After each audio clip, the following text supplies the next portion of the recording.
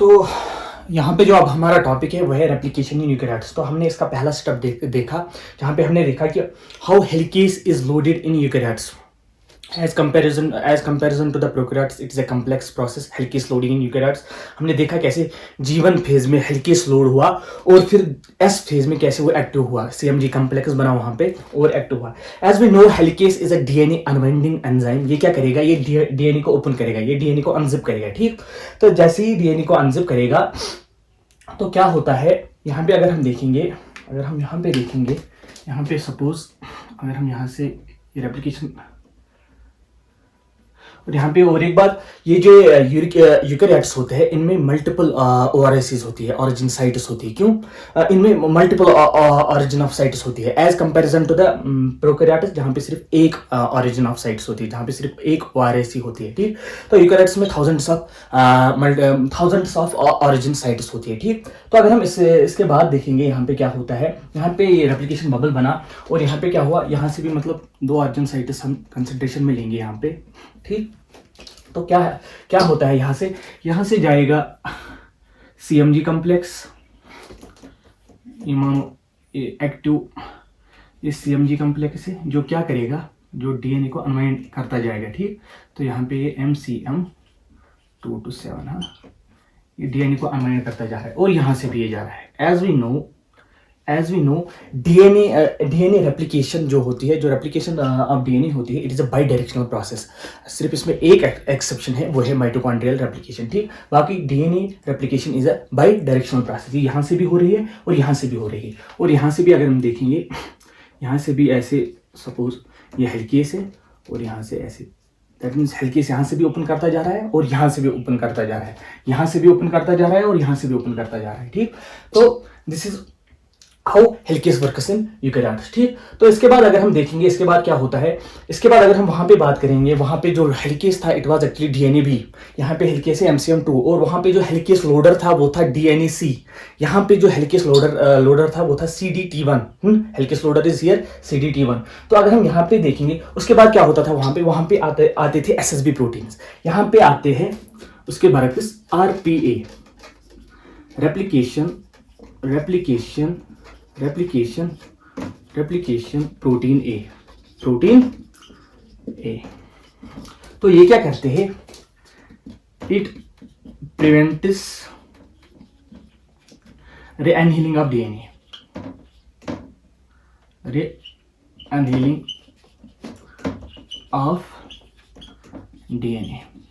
और we can say it prevents complementary base pairing. जो DNA मतलब ये जो ओपन होता जा रहा है, ये इसको फिर बाइंड नहीं होने देता है फिर से किसी और के साथ, किसी और बेस के साथ। ठीक, तो यहाँ पे ये प्रिवेंट करता है इसकी रीअनहीलिंग। वहां पे कौन करता था ये काम, SSB, single strand binding protein. तो that means RPA here mimics the activity of SSB। ठीक, तो वहां पे फिर क्या होता था, वहां पे फिर आता था उसके बाद DNA G was primase in eukaryotes, and in case of prokaryotes, यहाँ कौन सा प्राइमेस है, यहाँ प्राइमेस है DNA पॉलीमरेज अल्फा। हाँ, DNA पॉलीमरेज अल्फा, ये यहाँ पे प्राइमेस है। That is it polymerises RNA primer. ठीक, DNA पॉलीमरेज अल्फा, और इसके पास RNA पॉलीमरेज एक्टिविटी होती है in 5 prime to 3 prime direction में। इसके पास क्या होती है, इसके पास 5 प्राइम टू 3 प्राइम डायरेक्शन में क्या होती है, RNA, हम ऐसे कहेंगे RNA पॉलीमरेज एक्टिविटी, जिसको हम प्राइमेस एक्टिविटी कहते हैं। ठीक, RNA polymerase activity, actually it's the DNA dependent RNA polymerase. DNA यहाँ पे ये टेम्पलेट यूज करता है DNA और फॉर्म करता है क्या, RNA। ठीक, RNA पॉलीमरेज एक्टिविटी। हाँ, इसकी वजह से ये क्या बनाता है, यहाँ पे प्राइमर बनाता है। ठीक, तो अगर हम यहाँ पे देखेंगे तो हियर सपोज अगर हम यहाँ पे देखेंगे तो यहाँ पे अगर इसकी डायरेक्शन अगर है 3 प्राइम टू 5 प्राइम, तो ऊपर से क्या बनेगी, ऊपर से यहाँ से बनेगी लीडिंग स्ट्रैंड। दैट मीन्स यहाँ से ये कौन आएगा, यहाँ से ये डीएनए पॉलीमरेज अल्फा आएगा और यहाँ पे प्राइमर की फॉर्मेशन करेगा। ठीक ठीक।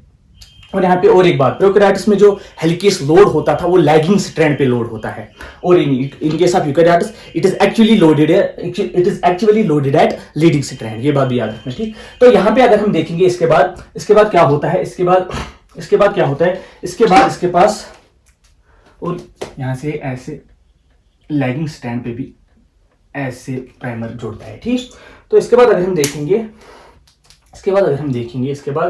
इसके बाद इसी की और एक एक्टिविटी है 5 प्राइम टू 3 प्राइम, और ये कितने ये न्यूक्लियोटाइड बेसेस जोड़ता है आरएनए के, around approximately 10 nucleotide base pairs. 10 approx. तो 10 न्यूक्लियोटाइड बेस पेयर से किसके जोड़ता है, जिससे आरएनए प्राइमर बनता है, ये जोड़ता है मतलब आरएनए के। ठीक। तो उसके बाद इसके पास और एक एक्टिविटी होती है 5 प्राइम टू 3 प्राइम डायरेक्शन में, that is DNA polymerase activity. DNA polymerase activity.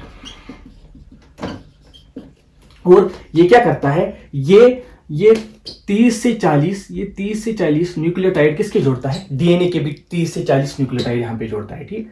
ये 30 से 40 न्यूक्लियोटाइड किसके जोड़ता है, डीएनए के भी। ठीक। तो ये डीएनए के भी 30 से 40 न्यूक्लियोटाइड यहां पे जोड़ता है। ठीक। तो यहां पे 30 to 40 न्यूक्लियोटाइड्स ऑफ डीएनए। ठीक। That means it has both activity. It can act as primase as well as DNA polymerase as well. It can act as primase and DNA polymerase as well. ठीक। DNA। ठीक। तो इसके बाद अगर हम देखेंगे, इसके बाद क्या होता है, इसके बाद और यहाँ पे एक दफा मतलब रिसर्च हुआ था कि इसके पास जब ये स्विच करता है इस एक्टिविटी पे, डीएनए पॉलीमरेज एक्टिविटी के, जब ये डीएनए बनाना शुरू करता है, डीएनए पॉलीमरेज करना शुरू करता है, तब इसके पास प्रूफ रीडिंग एक्टिविटी आ जाती है। हाउएवर जब ये एक्टिविटी करता है, 5 प्राइम टू 3 प्राइम, जब ये आरएनए पॉलीमरेज एक्टिविटी करता है, तब इसके पास प्रूफ रीडिंग एक्टिविटी नहीं होती है, क्योंकि इसका एक अगर हम देखेंगे, इसका एक फैक्ट भी है, क्योंकि आरएनए से हमें कुछ नहीं करना, क्योंकि आरएनए को यहाँ से जो ये प्राइमर है, इसको यहाँ से आखिर में निकलना ही वापस है। ठीक। क्योंकि इसके प्राइमर मोल आएगा, इसके बाद वो निकालेगा वापस। असल में डीएनए हमारा ठीक रहना चाहिए, क्योंकि डीएनए से आगे जाके एमआरएनए बनेगा और एमआरएनए एक्सप्रेस होगा इनटू प्रोटीन। तो यहाँ पे हमारी डीएनए सीक्वेंस ठीक रहनी चाहिए। दैट इज वाई जो रिसर्च किया गया था 90s में, वहां पे कहा गया था जब ये स्विच करता है इस एक्टिविटी पे, डीएनए पॉलीमरेज एक्टिविटी पे, तब ये क्या करता है, तब इसके पास प्रूफ रीडिंग एक्टिविटी भी आता है। मगर अगर इसने कोई ये वाली जो ये 30 to 40 न्यूक्लियोटाइड्स किसके जोड़ता है, डीएनए के, अगर इसमें कोई मिसमैच हुआ, मतलब कोई रॉन्ग बेस पेयर इसने जोड़ी, तो वो इसको ठीक भी करता है। मगर कहा जाता है कि जब ये डीएनए पॉलीमरेज एक्टिविटी करता है, ये इसमें मतलब हाईली एक्यूरेट होता है, इसमें कोई गलती नहीं होती है। और अब जो कहा जाता है कि मतलब इसके पास वो वाली एक्टिविटी नहीं होती 3 to प्राइम डेज, वो असली डीएनए पॉलीमरेज डालता ही करता है, प्रूफ रीडिंग एक्टिविटी उसी के पास होती है। ठीक। तो यहाँ पे ऐसे ही चलता है। ठीक। तो उसके बाद क्या आता है, तो उसके बाद यहाँ पे और एक फैक्टर आता है जिसको हम कहते हैं RFC, रेप्लिकेशन फैक्टर C। ये क्या करता है, it is actually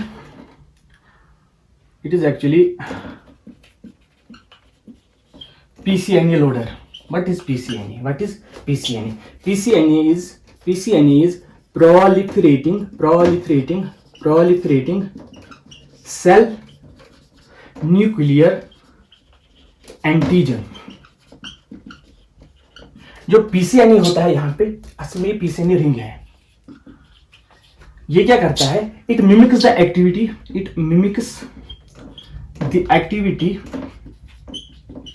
activity of beta sliding clamp of DNA polymerase third holoenzyme। हाँ, उसके पास जो वो बेटा स्लाइडिंग क्लैंप होते हैं, जो वहाँ पे प्रोकैरियोट्स में एंजाइम हमें जरूरत लगता है, जहाँ पे मैंने कहा था कि it is actually a boss, जो वहाँ पे पॉलीमराइजेशन करता है डीएनए की। ठीक। जो एक्चुअली वहाँ पे डीएनए रेप्लिकेशन करता है, वो कौन होता है, DNA polymerase third.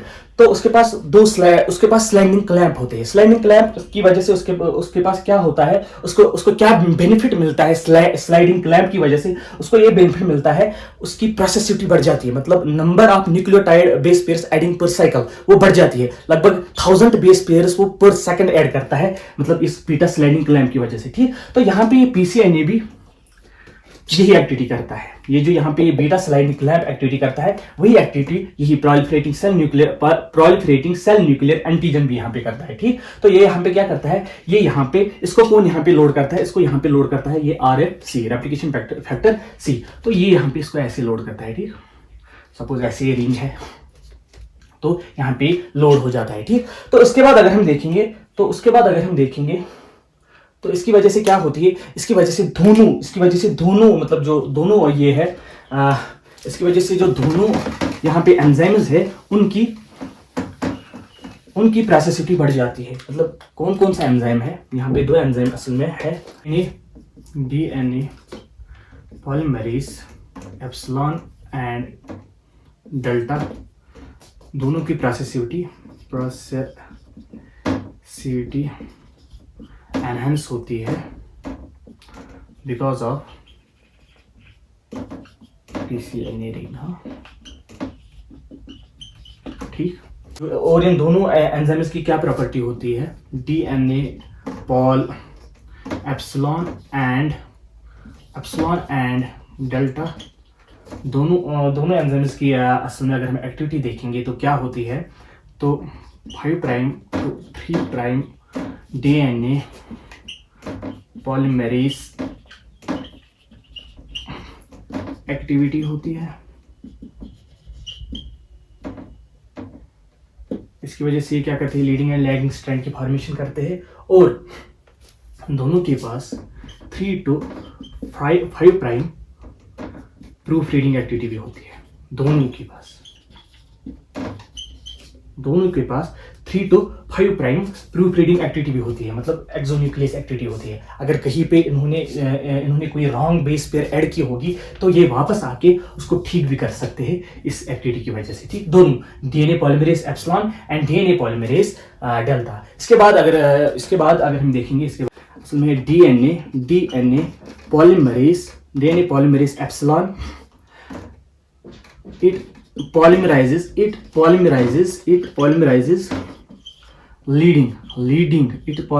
leading strand of DNA। Leading strand की सिंथेसिस कौन करता है, DNA पॉलीमरेज अल्फा। ठीक, DNA पॉलीमरेज एप्सिलॉन और polymerase leading strand of DNA in eukaryotes. ठीक, तो यहां से आएगा और यहां से ये पॉलीमराइजेशन स्टार्ट करेगा। ठीक, और यहाँ पे अलग एंजाइम होते हैं, वहां पे एक ही एंजाइम दोनों स्ट्रैंड की फॉर्मेशन करता है, लीडिंग की भी और लैगिंग स्ट्रैंड की भी। और वहां पे एक उसमें 3 आर्म्स टाउ आर्म्स उनको बोलते हैं, मतलब 2 आर्म्स फ्लेक्सिबल होते हैं जो क्या करते हैं, मतलब DNA polymerase third holo enzyme की मैं बात कर रहा हूं, वहां पे एक ही एंजाइम लीडिंग स्ट्रैंड की भी फॉर्मेशन करता है और लैगिंग स्ट्रैंड की भी फॉर्मेशन करता है। जो लीडिंग स्ट्रैंड की फॉर्मेशन करता है वहां पे जो टाउ आर्म होती है, वहां पे जो लीडिंग स्ट्रैंड की फॉर्मेशन करता है वो परमानेंट होता है, मतलब वो परमानेंट वाली आर्म होती है, उसमें कोई फ्लेक्सिबिलिटी नहीं होती। मगर 2 आर्म्स वहां पे क्या करती है, 2 आर्म्स वहां पे लैगिंग स्ट्रैंड की फॉर्मेशन करते हैं, मतलब वो एक ओकाजाकी फ्रेगमेंट एक आर्म बनाती है, वो छोड़ के फिर दूसरी ओकाजाकी फ्रेगमेंट बनाती है। ठीक, तो वहां पे अच्छे से पढ़ेंगे, आगे भी अगर मौका मिला तो वहां पे अच्छे से पढ़ेंगे। यहाँ पे अलग अलग सेपरेट एंजाइम है, DNA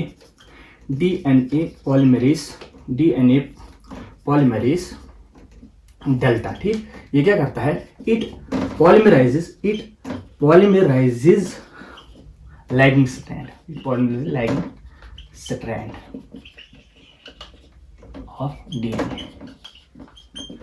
it polymerises lagging strand of DNA, polymerase delta और पॉलीमरेज एप्सिलॉन। ठीक, तो यहाँ पे क्या होता है, यहाँ पे हमारा रेप्लिकेशन लगभग कंप्लीट होने को है। ठीक, तो यहाँ पे क्या होता है एक्चुअली, यहाँ पे इसके बाद यहाँ पे ये फैक्ट याद रखना कि ये जो DNA पॉलीमरेज डेल्टा और DNA पॉलीमरेज एप्सिलॉन है, ये कैसे असल में वर्क करते हैं। मतलब यहाँ पे जो ये प्राइमर ने ये जोड़े थे, ये बेस पेयर्स यहाँ से, तो इसको जब भी 3 प्राइम OH मिलेगा तो ये उसी की एक्सटेंशन करता है। कि उसी की एक्सटेंशन करता है। जब भी इसको 3 प्राइम OH मिलता है तभी जाके ये काम करता है, तभी जाके ये पॉलीमराइजेशन करता है। ठीक, किसको? DNA epsilon and DNA epsilon and DNA delta को। जब भी इसको 3 प्राइम OH मिलेगा, जब भी मतलब 3 प्राइम OH एक्चुअली होता क्या है? Actually we know this is ये ऐसे जो शुगर होता है, पेंटोज शुगर होता है डीएनए में, तो this is actually 3 prime OH, 1 2 and 3 prime OH। जब भी इसको ये वाला OH मिलता है तब ये एक्सटेंशन करता है, तब यहाँ से अगर आपको बेसिक पता होगा तो तब यहाँ पे ये फॉस्फोडाइस्टर बॉन्ड बनता है। ठीक, जो बैकबोन है डीएनए की, फॉस्फोडाइस्टर बॉन्ड बनता है यहाँ पे। ठीक, तो ये आपको पता है। तो जब भी इसको ये वाला OH मिलेगा तब ये एक्सटेंशन करेगा। ये मैंने क्यों कहा? क्योंकि यहाँ पे जो लीनियर डीएनए रेप्लिकेशन होती है इसमें एक प्रॉब्लम आ जाती है टीलोमियर्स पे। टीलोमियर्स इज द एंड, मतलब एंड्स ऑफ डीएनए। क्या होता है एंड्स ऑफ डीएनए पे? वहां पे जब पहले हम देखेंगे क्या होता है, इसके बाद यहाँ पे कौन आता है, इसके बाद यहाँ पे आता है RNAs, इसके बाद आता है RNAs H and FEN, flap, इसकी फॉर्म है फ्लैप, एंडोन्यूक्लियस फर्स्ट। तो ये जब आता है RNAs and flap endonuclease first, ये क्या करता है? ये क्या करते हैं? ये दोनों क्या करते हैं? It removes RNA primer. ठीक, ये इस सपोज यहाँ पे क्या था, सपोज यहाँ पे जो ये था, यहाँ पे जो ये था प्राइमर। ठीक, उसके बाद यहाँ पे क्या, उसके बाद यहाँ पे डीएनए की एक्सटेंशन हुई। ठीक, तो ये क्या करते हैं, ये RNAs एंड फेन फर्स्ट ये क्या करते हैं? इस प्राइमर को रिमूव करते हैं। ठीक, इस रेड पॉट को रिमूव करते हैं। और यहाँ पे गैप फिलिंग की एक्टिविटी कौन करता है? ये याद रखनी है। यहाँ पे गैप फिलिंग की एक्टिविटी कौन करता है? वो करता है गैप फिलिंग की एक्टिविटी किसके पास होती है? गैप फिलिंग यहाँ पे कौन करता है? वो करता है यही डीएनए पॉल डेल्टा। ठीक, ये करता है यहाँ पे क्या? Gap filling. ठीक, किस एक्टिविटी की वजह से? 5 prime to 3 prime DNA polymerase activity. हाँ, ठीक। उसके बाद यहाँ पे कौन आता है? उसके बाद यहाँ पे और एक एंजाइम आता है डीएनए लाइगेस फर्स्ट। वो क्या करता है? वो निक सीलिंग करता है। क्योंकि जो यहाँ पे मतलब ऐसे निकलता है, जो यहाँ पे ये प्राइमर निकलते हैं तो इनकी निक सीलिंग यहाँ पे होती है। फिर ठीक, ये जुड़ जाते हैं ये एंड्स। ठीक, यहाँ पे पहले ये आता है, पहले डीएनए पॉलीमरेज डेल्टा आता है, वो गैप फिलिंग करता है। फिर थोड़ा सा जो बचता है बीच में ओकाजाकी फ्रेगमेंट्स के बीच में, अभी ओकाजाकी फ्रेगमेंट्स नहीं रहे, फिर जब ये बीच में इनका थोड़ा बचता है तो निक सीलिंग यहाँ पे कौन करता है? DNA ligase first. तो यहाँ पे लगभग अब हमारी रेप्लिकेशन इन यूकेरियोट्स कंप्लीट हुआ। ठीक, तो उसके बाद सोमैटिक सेल्स में एक प्रॉब्लम हो जाती है जिसकी वजह से सेल एजिंग होती है। क्योंकि जब लास्ट वाला यहाँ से प्राइमर रिमूव होता है, जब लास्ट वाला यहाँ से प्राइमर रिमूव होता है, ये मैं ऐसे समझाऊंगा। जब लास्ट वाला प्राइमर जब यहाँ से रिमूव होता है, सपोज यहाँ से ये प्राइमर रिमूव हुआ तो इसके पास ये प्राइमर रिमूव हुआ तो उसके पास यहाँ पे ये 3 प्राइम OH था, तो इसको डीएनए पॉलीमरेज डेल्टा ने एक्सटेंड किया। मगर जब ये वाला प्राइमर रिमूव हुआ, सपोज ये लास्ट वाला प्राइमर है, जब ये वाला प्राइमर रिमूव हुआ तो इसके पास कोई 3 प्राइम OH यहाँ से कोई ग्रुप ही नहीं है, तो ये किसको एक्सटेंड करेगा? तो इसकी वजह से क्या होता है? इसकी वजह से ये जो रेप्लिकेटेड डीएनए है तो उसमें शॉर्टनेस आती है, तो कुछ सीक्वेंस यहाँ पे लॉस्ट हो जाती है। ठीक, तो एंड्स पे ज्यादा वो मतलब फंक्शनल सीक्वेंस नहीं रहती है। मतलब कुछ समय के बाद जब ये शॉर्ट मतलब इसके बाद डिवीजन होगा, इसके बाद सेल डिवाइड करेगी, तो कुछ समय के बाद ये क्या होता है? ये जेनेटिक मतलब ये फंक्शनल जेनेटिक सीक्वेंस लॉस्ट हो जाती है। तो उसकी वजह से सेल अपोप्टोसिस करती है और सेल डेथ हो जाती है। तो उसी की वजह से असली यहाँ पे एजिंग होती है। वो हम आगे देखेंगे, अच्छे से पढ़ेंगे सेल एजिंग कैसे होती है। तो ये सोमैटिक सेल्स की प्रॉब्लम है। कैंसर सेल्स, स्टेम सेल्स और जर्म सेल्स में एक और एंजाइम होता है जिसको बोलते हैं हम टीलोमेरेज। तो हम आगे पढ़ेंगे टेलोमेरेज की क्या एक्टिविटी होती है, ठीक। तो यहाँ पे मुझे रेप्लिकेशन टर्मिनेशन बतानी थी। तो इट इज़ मैंने कहा कि ये जो रेप्लिकेशन है it is a bidirectional process. तो यहाँ से भी ये रेप्लिकेशन चल रही होगी, यहाँ से भी ये रेप्लिकेशन चल रही होगी। जब ये आपस में मिल जाते हैं तो वहीं पे सिग्नल हो जाता है, वहीं पे सिग्नल मिलता है कि it is time to terminate replication, ठीक। तो जब भी यहाँ पे ऐसी सिचुएशन आती है तो रेप्लिकेशन यहाँ पे टर्मिनेट होती है। This is all about replication in eukaryotes, how replication happens in eukaryotes. वो टेलोमेरेज हम देखेंगे, सेल एजिंग कैसे होती है वो हम आगे देखेंगे। Actually it is this telomeres is actually this is RNA dependent DNA polymerase. इसके पास अपना एक आरएनए, वो उसको ही यूज करता है, अपने ही आरएनए को यूज करता है टेम्पलेट एंड फॉर्म करता है यहाँ से 3 प्राइम। ये हम देखेंगे कैसे होता है, ये हम आगे देखेंगे।